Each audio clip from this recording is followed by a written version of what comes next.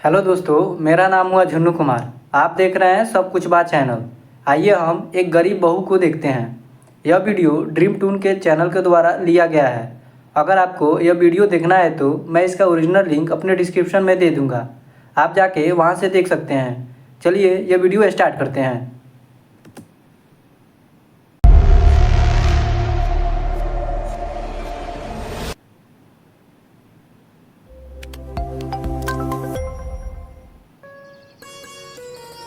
चंदन नगर नामक एक छोटे से गांव में विमला काकी नाम की एक औरत रहा करती थी। उसकी बबली नाम की बहू थी जो बहुत ही सीधी और सांवली थी, जिसकी वजह से विमला काकी उसे बिल्कुल भी पसंद नहीं किया करती। एक दिन विमला काकी अपनी झोपड़ी में आराम से खर्राटे लेकर सो रही होती हैं। तभी अचानक एक कांच की बोतल की गिरने की आवाज आती है और विमला काकी की अचानक से आंख खुल जाती है। अरे अरे, अब क्या हो गया? अब न जाने इस बबली बहू ने क्या तोड़ दिया। हाय, चलकर देखूं तो सही। जिसके बाद विमला काकी रसोई में जाती हैं और देखती हैं कि उसकी बहू टूटी हुई अचार की कांच की बोतल के पास खड़ी है और उसके हाथ में कुछ अचार के टुकड़े हैं जिसे बबली बड़े मजे से खा रही होती है। अरे वाह वाह, कितना स्वादिष्ट और मजेदार अचार है। हाँ वाह वाह, बड़े मजे का है। लेकिन अब माँ जी तो मुझे बहुत गुस्सा करेंगी। मुझसे तो पूरी अचार की बोतल ही टूट गई। अब मैं क्या करूँगी? अरे अरे बबली बहू, ये क्या किया तूने? मेरा बनाया सारा अचार गिरा दिया तूने। हाय, ये कैसी बहू पल्ले पड़ी है? जो भी करती है बस उल्टा ही करती है। अरे ना तो तेरा रूप है ना गुण। न जाने कौन सी घड़ी में मैं तुझे अपने बिरजू के लिए ब्याह कर ले आई। हाय, मेरा सारा अचार। न जाने क्यों माँ जी हमेशा मेरे रूप को लेकर बातें बनाती हैं। अगर मैं रूपवती नहीं हूँ तो इसमें मेरी क्या भूल? ऊपर वाले ने ही मुझे बदसूरत बनाया है। माँ जी भी ये बात समझती नहीं है। अगला दिन हो जाता है। अगले दिन विमला काकी जंगल में से कुछ केले के पत्तों को तोड़ कर लाती है और अपनी झोपड़ी में लेकर जाती है और बबली को तेज आवाज लगाते हुए कहती है, अरे ओ बबली बहू, कहाँ है? जल्दी बाहर तो आ जरा। अरे ये क्या? आप इतने सारे पत्ते क्यों ले आई? इतने सारे पत्तों का आखिर क्या होगा? बताओ ना माँ जी। अरे कल मेरे गांव की मेरी सहेलियां आ रही हैं। उनके लिए ये केले के पत्ते हैं। उन्हें केले के पत्तों पर खाना बहुत पसंद है, इसलिए ये केले के पत्ते कल के भोजन में इस्तेमाल करना। हाँ जी जी माँ जी, अच्छे से समझ गई। हाँ, आप बिल्कुल चिंता मत कीजिए। अच्छा अच्छा ठीक है, लेकिन कल जरा मेरी सहेलियों के सामने मेरी नाक मत कटवा देना। जरा अपना ये रंग रूप थोड़ा संवार लेना, समझी? वैसे तो न जाने मेरी सहेलियां देखकर ही तुझे क्या कहेंगी। मेरी तो नाक ही कट जाएगी। मेरे इस काले रूप के कारण माँ जी मुझे कितना कुछ बोलती हैं, लेकिन कल मैं माँ जी की सहेलियों के सामने दिखा दूंगी कि मैं कितनी सुंदर हूँ। सहेलियाँ आ रही है। अरे अरे, आओ आओ, आ गई तुम दोनों। मैं कब से तुम्हारा इंतजार कर रही थी। अरे आंखें तरस गई तुम्हें देखने के लिए, मेरी प्यारी सहेली। अरे हाँ हाँ विमला काकी, हमारा भी तुमसे मिलने का बहुत मन था। और फिर तेरी बहू से भी तो मिलना है। हाँ हाँ, बिल्कुल सही बोल रही हो। आज तो हम विमला काकी की बहू के हाथ का ही भोजन खाएंगे। हाँ अरे हाँ हाँ, क्यों नहीं मेरी प्यारी सहेलियों, इतनी जल्दी क्या है? मिल लेना मेरी बहू से। आओ जरा हम थोड़ी बातें तो कर लें। अरे हाँ हाँ, क्यों नहीं विमला काकी, आखिर हम चारों सहेलियां इतने दिनों बाद जो मिल रही हैं, पर आज तो खूब बातें होंगी। हाँ अरे अरे, लगता है माँ जी की सहेलियां आ गई हैं। मुझे उनके सामने सच संवर कर और बन-ठन कर जाना होगा। लेकिन मेरा ये काला रंग, मैं इसे कैसे छुपाऊं? अरे हाँ, मिल गया मुझे हल। क्या हल मिला?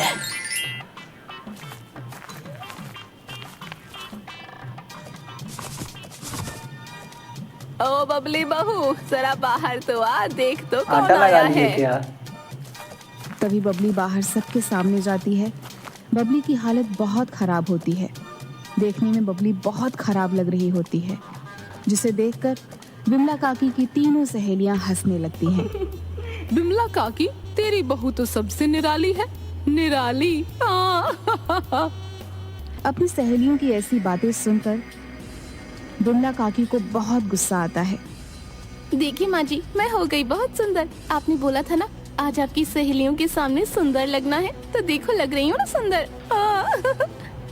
अरे अरे, थोड़ी सी बुद्धू है मेरी बहू, इसलिए जाओ जाओ बबली बहू, मेरी सहेलियों के लिए भोजन ले आओ, जाओ जाओ।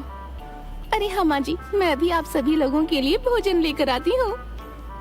तभी बबली केले के पत्ते अपने हाथ में लेकर आती है और सभी के सामने रख देती है, लेकिन काफी देर तक बबली और कोई भोजन नहीं लेकर आती। यह देखकर तीनों सखियां हैरान हो जाती हैं। अरे अरे, आप सभी भोजन खा क्यों नहीं रही हैं? खाइए ना, खाइए भोजन, यही तो आपको पसंद है ना। अरे बबली बहू, भोजन का क्या जवाब पागल केला का हो गई पत्ता। है? आखिर कहाँ है तेरा बनाया भोजन? जा जल्दी लेकर आ, कितना इंतजार कराएगी मेरी सहेलियों को। अरे माँ जी, आप भी ना, भोजन तो मैंने कब का आपकी सहेलियों के सामने रख दिया है, लेकिन ये तो खा ही नहीं रही हैं। खाइए ना, आप सभी को केले के पत्ते बहुत पसंद है ना। माँ जी आपके लिए तो जंगल से लाई थी। हाँ। ये क्या बिमला काकी, क्या हम ये केले के पत्ते खाएंगे? छी छी, अरे कुछ भोजन नहीं खिलाना चाहती तो बता देती। अब हम यहाँ से जा रहे हैं। गुस्सा होकर चली जा रही है। अरे अरे, ये क्या किया तूने? आज तो तूने सारी हद पार कर दी। तुझसे कहा था ना इन केले के पत्तों पर अपना बनाया भोजन परोसना, और तूने इन्हें ही भोजन समझ लिया। अरे रे, तेरी बुद्धि तो किसी काम की नहीं, एकदम अकल से खाली है तू। अरे आज तो तूने अपनी कम बुद्धि की वजह से मुझे मेरी सहेलियों के सामने बुरा बनवा दिया। अरे मैं कहती हूँ चली जा यहाँ से। अगर तू थोड़ी देर भी मेरे सामने रही, मेरे घर में रही तो अच्छा नहीं होगा, बता देती हूँ। चली जा यहाँ से। अरे अरे माँ जी, ये आप क्या बोल रही हैं? माफ कर दो मुझे घर से मत निकालो। मैं कहाँ जाऊंगी माँ जी, माफ कर दो। बेचारी बबली घर से बाहर निकलने के बाद जंगल की ओर चल देती है। न जाने अब मैं कहाँ जाऊंगी। इस जंगल में भी मुझे डर लग रहा है, अगर कोई जानवर मुझे खा गया तो। आए नहीं नहीं, मैं किसी का भोजन नहीं बनना चाहती हूँ। न जाने अब आगे मेरे साथ क्या होगा। तभी बबली को एक छोटा सा तालाब दिखाई देता है, जिसके पास एक बूढ़ी औरत बैठी होती है और जिसके हाथ में मछली पकड़ने वाली छड़ी होती है। वह बार बार मछली पकड़ने की कोशिश करती है, लेकिन एक भी मछली उसके हाथ में नहीं आ पाती। अरे कौन है आप? अम्मा, और क्यों इस नदी में मछलियाँ पकड़ रही हैं? अरे रे बेटी, मैं एक बूढ़ी अभागी हूँ जो इस जंगल में रहा करती हूँ और अक्सर इस तालाब से कुछ मछलियाँ पकड़ के ले जाया करती हूँ और उनसे ही अपनी भूख शांत कर लिया करती हूँ। कई दिनों से एक मछली भी हाथ नहीं आई है, कई दिनों से भूखी हूँ। आज एक मछली भी हाथ आ जाए तो मेरी भूख शांत हो जाए। अरे रे, बस इतनी बात से दुखी हो? मैं आपके लिए मछली पकड़ देती हूँ। अभी देखिएगा, एक बार में ही मछली मेरे हाथ में आ जाएगी। हाँ, फिर आप उसे पकाकर अपनी भूख शांत कर लेना। दो मछली। अरे अरे, ये देखिए माँ जी, मैंने कहा था ना, देखिए कितनी सारी मछलियाँ हैं। देखिए देखिए। अरे वाह वाह बेटी, ये तो सच में कितनी सारी मछलियाँ हैं। तेरा बहुत बहुत धन्यवाद बेटी, इस बूढ़ी की मदद करने के लिए। आज मुझे भूखा नहीं सोना पड़ेगा। वाकई तू एक नेक दिल इंसान है। अच्छा, अब मैं चलती हूँ। ठीक है अम्मा, अब तुम जाओ और इन मछलियों से अपनी भूख शांत करो। हाँ हाँ बेटा, जाती हूँ। सदा सुखी रहो तुम, बाकी सब माया है, सब माया। जिसके बाद वह बूढ़ी वहां से चली जाती है और थोड़ी दूर जाते ही गायब हो जाती है। बबली जंगल में आगे बढ़ती है और देखती है कि एक बहुत ही भयानक और अजीब दिखने वाली औरत बैठी रो रही होती है। बबली उसे देखकर डर जाती है। अरे कौन हो तुम? रो क्यों रही हो? और तुम देखने में इतनी भयानक क्यों हो? क्या तुम मनुष्य नहीं हो? मुझे बहुत डर लग रहा है। क्या बताऊं तुम्हें, मैं मनुष्य ही हूँ, लेकिन मैं वो अभागी हूँ जिसे कोई भी देखना पसंद नहीं करता। कुछ समय पहले मैं बहुत सुंदर हुआ करती थी। अपने रूप का मुझे बहुत घमंड था, जिसकी वजह से मैं सभी को नीच समझा करती थी। लेकिन एक दिन एक भूखी भिखारन भोजन मांगने मेरे द्वार पर आई। उसका रूप बहुत गंदा था, लेकिन अपने रूप के घमंड के कारण मैंने उसे नीच समझा और बिना कुछ भोजन दिए घर से भगा दिया। उसी भिखारन के श्राप के कारण मेरा ये हाल हो गया। मेरे इस भयानक रूप के कारण कोई भी गांव वाला मुझे देखना पसंद नहीं करता, इसलिए मैं यहाँ सबसे छुपकर इस जंगल में आ गई। मैं यहीं बैठी कई कई दिनों से रोती रहती हूँ। अरे अरे चुप हो जाओ, मैं तुम्हारा दुख समझ सकती हूँ। मेरे भी काले रूप के कारण मेरी माँ जी ने मुझे घर से निकाल दिया। मेरा ये रूप उन्हें पसंद नहीं, लेकिन ये तुम्हारा भयानक रूप तो मुझसे भी ज्यादा खराब और डरावना है। क्या तुम्हारे इस भयानक रूप से निजात पाने का कोई रास्ता नहीं है? रास्ता है। एक दिन इस जंगल में एक साधु आए थे, जिन्होंने मुझे कहा था अगर कोई नेक दिल इंसान इस जंगल में आएगा और उस विशाल नदी के जल को छूकर मुझे देगा, जिसे पीकर मुझे मेरे इस भयानक और डरावने रूप से छुटकारा मिल जाएगा, क्योंकि इस विशाल नदी का जल सिर्फ नेक दिल इंसान ही छू सकता है। और तब से मैं रोज उस नेक दिल इंसान की राह देखती रहती हूँ, न जाने वो कब किस रूप में मेरे सामने आ जाए। क्या अब इसमें मैं तुम्हारी मदद कर सकती हूँ? कहाँ है वो विशाल नदी, बताओ मुझे। तुम देखना, मैं उस विशाल नदी के जल को छू लूंगी। हाँ, क्या तुम सच में मेरी मदद करना चाहती हो? लेकिन उस नदी का जल वही इंसान छू सकता है जो नेक दिल हो। अगर कोई और उस विशाल नदी के जल को छूने की कोशिश करता है तो वो उस नदी में हमेशा के लिए समा जाता है। नहीं, तुम देखना, मुझे कुछ नहीं होगा। मैंने तो कभी किसी का दिल नहीं दुखाया। मैं अवश्य ही तुम्हारी मदद करूंगी। अगर उस विशाल नदी के जल से तुम्हें तुम्हारे भयानक रूप से छुटकारा मिल सकता है तो चलो मेरे साथ उस विशाल नदी के पास, मैं करूंगी तुम्हारी मदद। यही वो विशाल नदी है।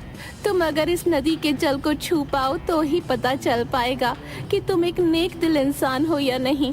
इसके बाद ही तुम मेरी मदद कर पाओगी, वरना हमेशा के लिए इस विशाल नदी में समा जाओगी। बबली अपना सर हाँ में हिलाती है और जैसे ही नदी के जल में हाथ डालती है तो बबली के हाथ पर खूब सारी तितलियां आकर बैठ जाती हैं, लेकिन बबली को कुछ नहीं होता। जिसके बाद बबली अपने हाथों में वह नदी का पानी लेती है और अपने हाथों से भयानक औरत को पिला देती है। उसके ऐसा करते ही भयानक औरत का भयानक और डरावना रूप चला जाता है और वह एक साधारण रूप में आ जाती है। अरे वाह, देखो मैं फिर से अपने रूप में आ गई हूँ। अब कोई मुझसे नहीं डरेगा। तुम्हारा बहुत बहुत धन्यवाद। तुम वाकई एक नेक दिल इंसान हो। आज तुम्हारी वजह से मुझे मेरे भयानक और डरावने रूप से छुटकारा मिल सका। अरे, तुम अपने पहले वाले रूप में आ गई, मेरे लिए तो इतना ही काफी है। तुम्हारा वो भयानक और डरावना रूप तो मुझसे भी देखा नहीं जा रहा था, लेकिन अब सब ठीक हो गया है। अब तुम अपने घर जा सकती हो। तुम्हें कोई काम वाला कुछ नहीं बोल पाएगा। हाँ, ये क्या हुआ? अरे कौन हो तुम और यहाँ इस नदी में क्या कर रहे हो? तुम देखने में बहुत ही भयानक हो। मुझे कुछ मत करना। हाँ, मैंने कुछ नहीं किया, छोड़ दो, मुझे जाने दो। अरे अरे बबली बेटा, तुम डरो मत, मैं तुम्हें कुछ नहीं करूँगा। ये एक जादुई नदी है जिसका स्वामी मैं हूँ। इस जंगल में वही इस जादुई नदी के जल को छू सकता है जिसका हृदय नेक और कोमल होता है। तुमने इस नदी के जल से जिस भयानक औरत की मदद की वो और कोई नहीं बल्कि मैं ही था। वो मेरी ही माया थी जो तुम्हारी परीक्षा ले रही थी। मैं तुमसे बहुत प्रसन्न हुआ। बताओ तुम्हें मुझसे क्या चाहिए? मैं तुम्हारी इच्छा जरूर पूरी करूंगा। अरे, क्या आप सही बोल रही हैं? अरे, मुझे तो यकीन ही नहीं हो रहा। मैं आपसे ज्यादा तो कुछ नहीं चाहती हूँ। मेरी सबसे बड़ी समस्या मेरा ये काला और भद्दा रूप ही है, जिसकी वजह से मुझे लोगों की बातें सुननी पड़ती हैं और इसकी वजह से ही मेरी सास ने मुझे घर से निकाल दिया। अब आखिर मैं क्या करूं, कहाँ जाऊं? मेरी सहायता कीजिए। ओ अच्छा, तो ये बात है। ठीक है बबली, तुम रुको जरा, तुम्हारी ये परेशानी अभी हल किए देता हूँ बेटी। गोरी हो गई। देखो बबली, अब तुम सबसे सुंदर हो गई हो। तुम्हें अब कोई भी कुछ नहीं कह पाएगा। जाओ, अब तुम अपने घर जाओ। सदा सुखी रहो। अरे बाबा, मैं तो बहुत सुंदर हो गई, बहुत ही सुंदर। अब कोई चाहकर भी मेरे रूप को नहीं कोस पाएगा और माँ जी तो मेरा ये रूप देखकर बहुत खुश हो जाएंगी। आपका बहुत बहुत धन्यवाद।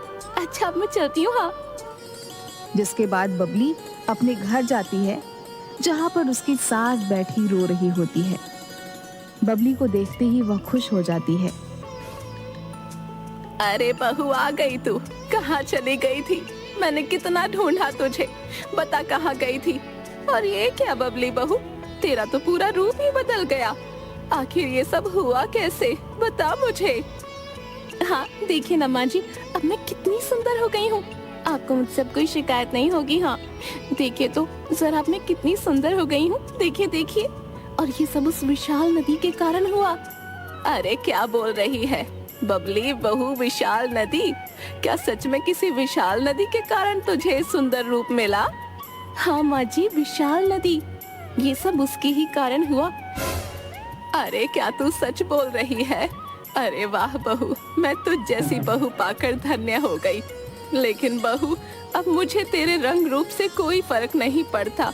तेरे जाने के बाद मुझे एहसास हुआ कि तू वाकई कितनी अच्छी है। तेरा दिल एकदम साफ है और नेक है। कितना कुछ सुनाया मैंने, मुझे माफ कर दे बहू। नहीं नहीं माँ जी, आप चुप हो जाइए। मैंने आपको माफ कर दिया। आप मेरी विमला काकी हैं, इसलिए मैं आपसे कभी नाराज नहीं हो सकती हूँ। हाँ दोस्तों, इस कहानी से यही सीख मिलती है कि कभी भी किसी के रंग रूप को नहीं देखकर जज करना चाहिए। इसी के साथ इस वीडियो को यहीं समाप्त करते हैं। जय हिंद।